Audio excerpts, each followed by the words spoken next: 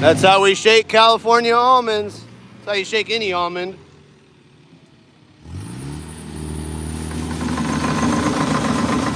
You can see all the almonds dropping on the ground. That's not pollen, that's dust.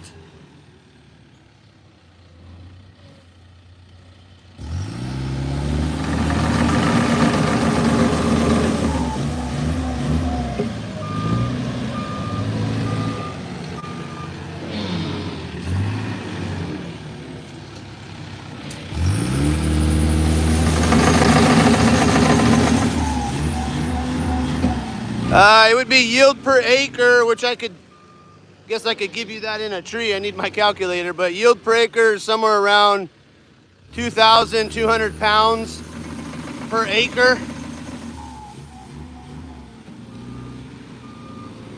About 134 trees per acre, I think it is.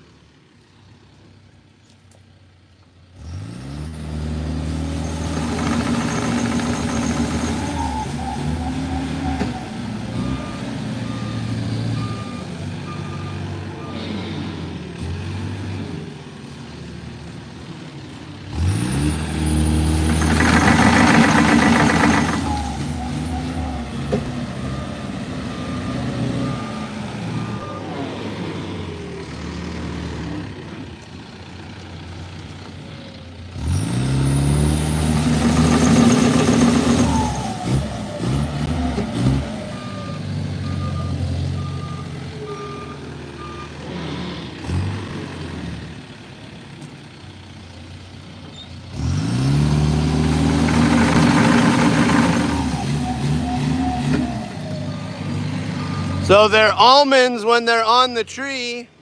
Once they hit the ground, they're almonds. Any guesses why?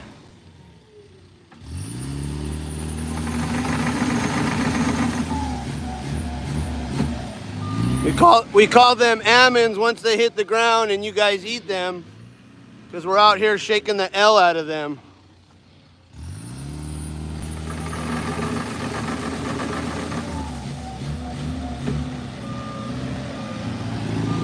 How do we pick these up?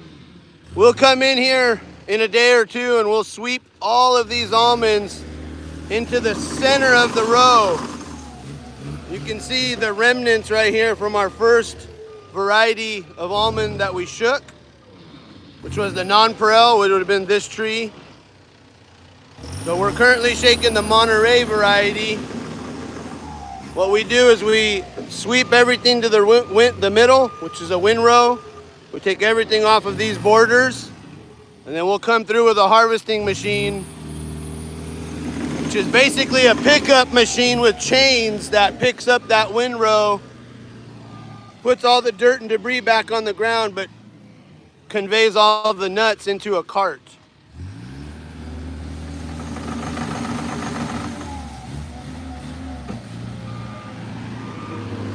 I'll come over here and show you what they look like before we process. Show them on a tree first.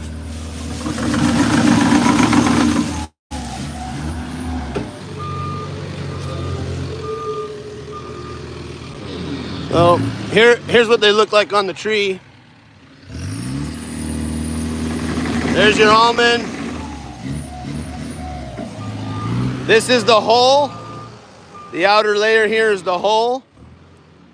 We wait for them to split like that, which indicates they're done. They're starting to dry a little bit and split. At this stage, when we're about 90-95% like that on a tree, we come in and shake them. So this is how they look once you shake them off. They go to the processor. Kind of hard to do this with one hand, but processor will remove the outer hull, this part here. This is the hull. This will actually get fed to cattle and goats and other livestock. They'll eat this. There's companies that even make beer out of this, believe it or not. So there's a in-shell almond right there. A lot of growers will take this almond type and sell it and ship it all over the world just like this. Middle East countries prefer the almond like this because they crack them open. But what happens is you take that shell and you crack it open.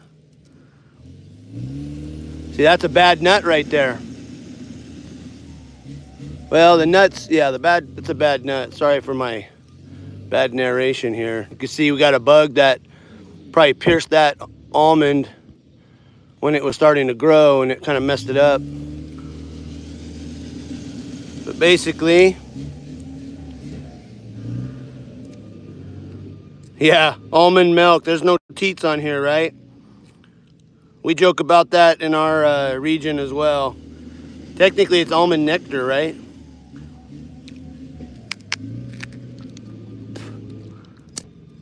So, crack open that hard shell, and there's your almond. Fresh California almond. It really does taste the best right off the tree.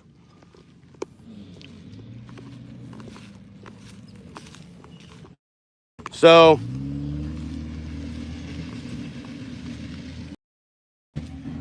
we don't have any fungal issues in our orchard. Some growers do. You know, we'll do a spray.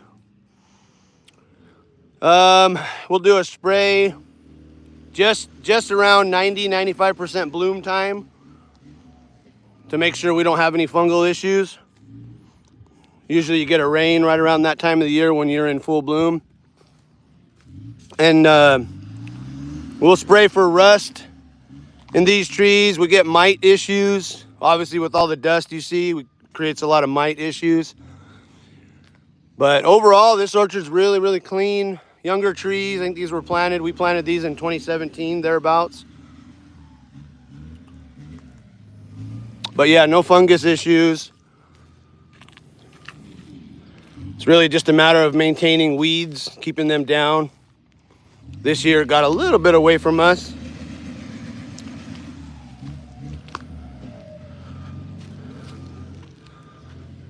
He's going at it pretty good.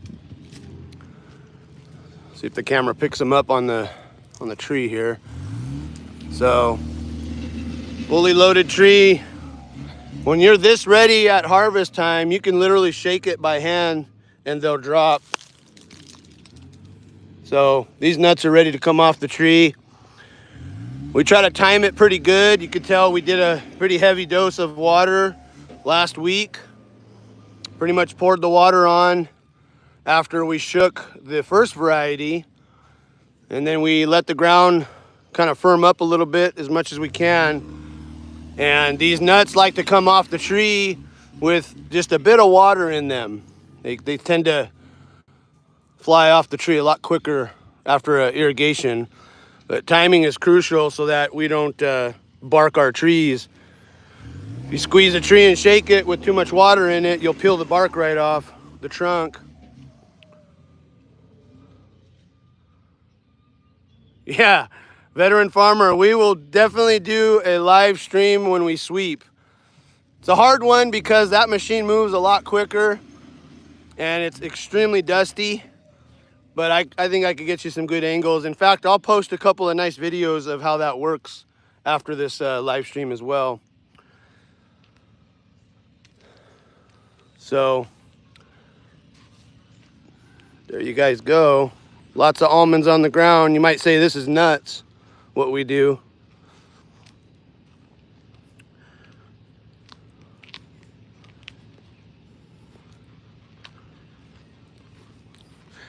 We do drip irrigation. So if you notice on the ground here, we have these two lines. These are drip irrigation lines. So about every 12, 18 inches is inside that hose, which throws out a very precise amount of water. I believe over here we do a ½ gallon of water per hour, and that's out of every single emitter. So no waste of water in almond growing, contrary to what some of the media and other people say. Some people say almond farmers like us are big wasters of water, but contrary to what some folks say, we're probably some of the best users of water there are. It's all about efficiency, especially in California. You know, we have a lot of drought issues here. So we have to deliver very precise amounts of water at specific times. And it's all about preserving water. This all gets delivered to the tree. And we also utilize those irrigation lines, those drip lines, to deliver the micronutrients and the fertilizer that these trees need as well. We very, very rarely spray fertilizer onto the trees externally. We will put some nutrition in at a bloom spray to kind of help the flowers along, and we even will sometimes add a scent in there, believe it or not, that attracts the bees, because without bees we have absolutely no pollination. But almond farmers and other nut crop farmers are some of the most efficient growers in the world and users of water, believe it or not. So here's an example. We've got a riser coming out of the field here. And I mean, we have 100 and some odd rows, but it goes way clear down there. And that's split up two ways. So sort of two sub mains of irrigation pipe under the ground. A riser comes up, which has its own butterfly valve, splits it into two. And this runs about 20 PSI of water per drip line. And again, it's an emitter of water about every 18 inches. Excuse me.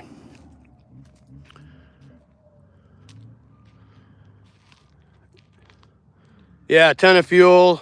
I get that. We're also in the custom spray business, so we do a lot of row crop spraying in the dairies. We primarily take care of dairies with our spray business.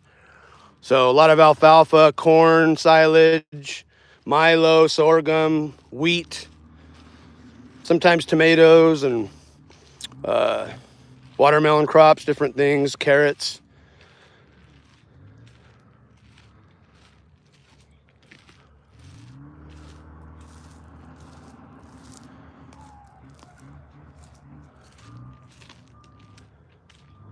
Well, anyway, folks, I appreciate you guys tuning in.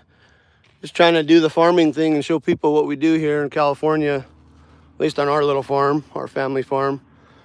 I mean, there's just nuts all over the ground. We got one of our big wells over there. That well is pumping water to a reservoir about a quarter mile that way. Then that reservoir sucks the water out and delivers it all over here after it filters it. So here's an example of what we call stick tights. Got these nuts right here. They didn't come off the tree when he shook just a few minutes ago. Could be that this branch is a little stiffer. Maybe it didn't shake as good when he was running the machine. But sometimes they'll stick right here. And you end up not getting that in your harvest, which, you know, it's not good. You want all the nuts off the tree where possible.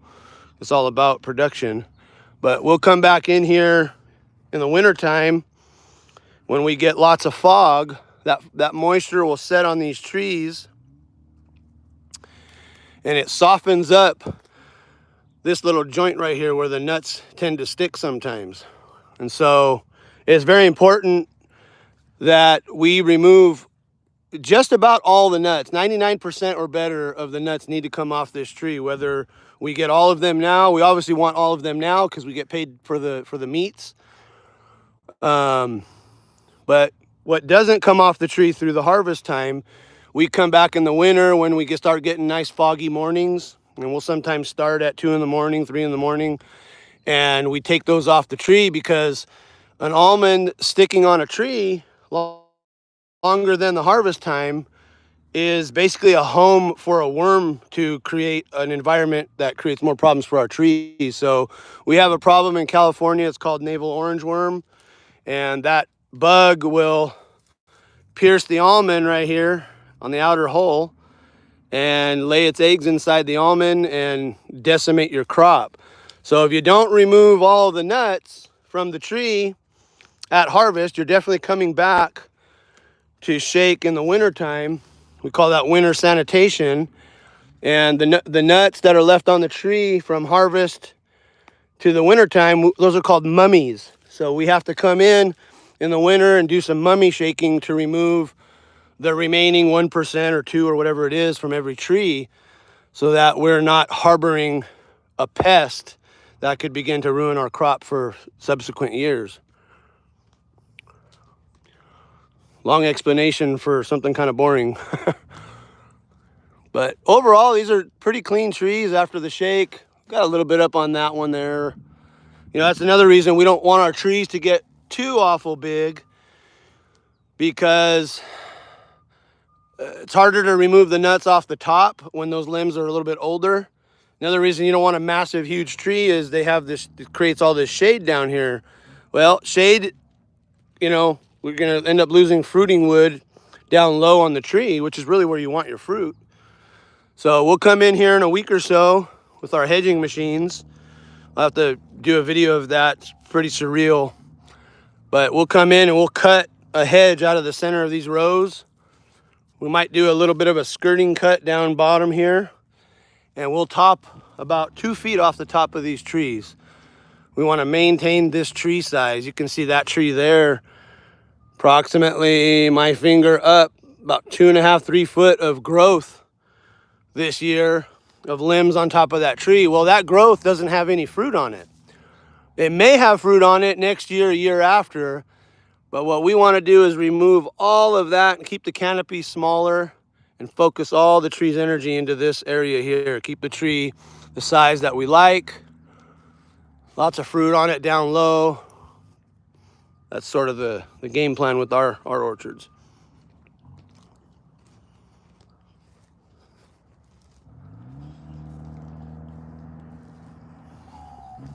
What is the waste load, Linda? I think what do you mean by that is how much of this is waste and how much is actual product? It depends on the quality of the nut. So, you know, you remove the hull and the shell, and you're trying to get to the what we call the meats, which are the almond itself. There's about 75% of waste that's inedible. So 25% turnout would be 25% of what we pick up off the ground out here is actually edible food in the form of almonds. But again, it's not wasted. Remember, these hulls, they'll go to cattle feed and other things. A lot of dairies around here eat these like by the ton, big time. You can compost it, yes. They even do stuff with the shells. There's a local company here that is making a variety of beer out of almond byproduct, believe it or not.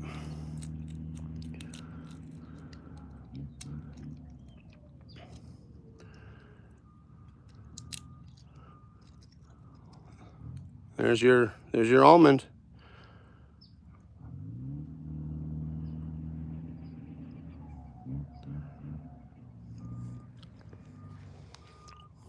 You can see another thing we do to these trees, we tie them. So we have a layer of rope right here, another one a little bit higher up. I've touched on this before in a previous video, but the reason for that is when these trees begin to put their crop on, they'll bend over like that limb there, right? And too heavy of a crop will cause your trees to mushroom. They sort of take on the shape of a mushroom on top. Their limbs will bend over. In a lot of cases, they bend and break. We're pretty good here because we maintain our cuts really well. But a lot of training goes into these trees in the first 3 to 5 years to create a certain canopy and size and all that kind of stuff.